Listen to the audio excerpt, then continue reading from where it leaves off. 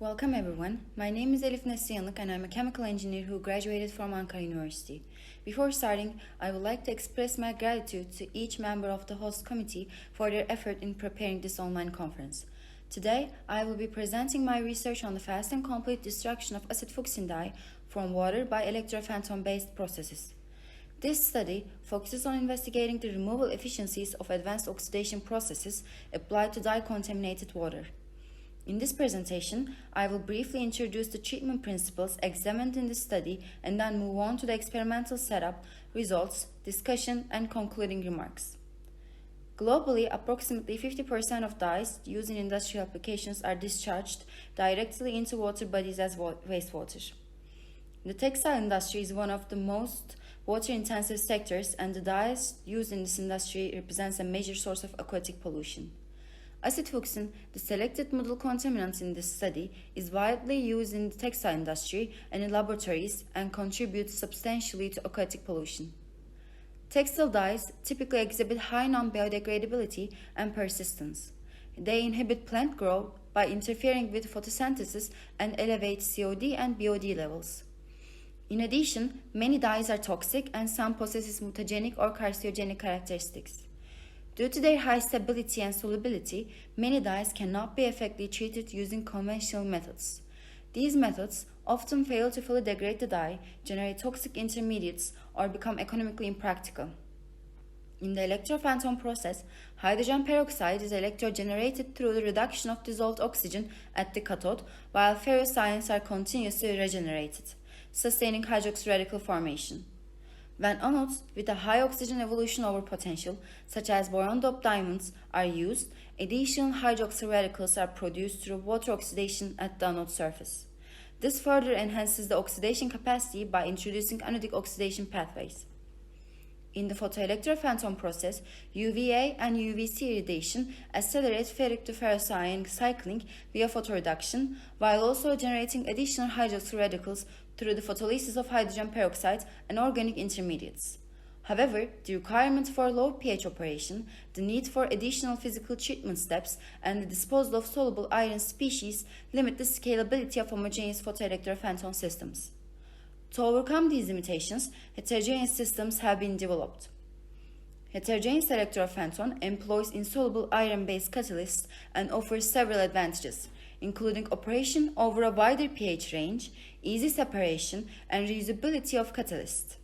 Magnetite, owing to its mixed valence ferric ferrous structure and magnetic separability, is a particularly attractive catalyst for activating hydrogen peroxide.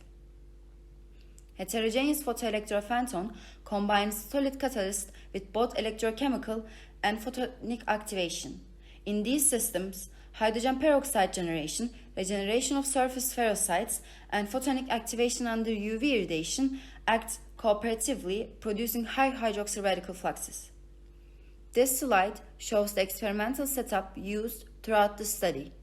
For homogeneous Fenton-based systems, 0.1 millimolar iron 2-sulfate heptahydrate was introduced as the catalyst prior to experimental initiation.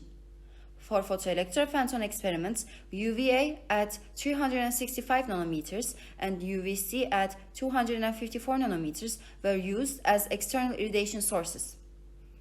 For heterogeneous systems, 0.1 grams per liter of magnetite nanoparticles were used. The catalyst was synthesized using the co-precipitation method. All experiments were conducted in a 250 ml glass reactor containing 200 ml of 0.05 millimolar acid Fuchsin solution and 50 millimolar sodium sulfate as a supporting electrolyte. The pH was adjusted to 3 using dilute sodium hydroxide and sulfuric acid solutions. A BDD anode and a carbon felt cathode were arranged in a parallel configuration and connected to a direct current power supply. The experiments were performed under constant current conditions ranging from 50 to 500 mA with continuous magnetic steering to ensure homogeneity.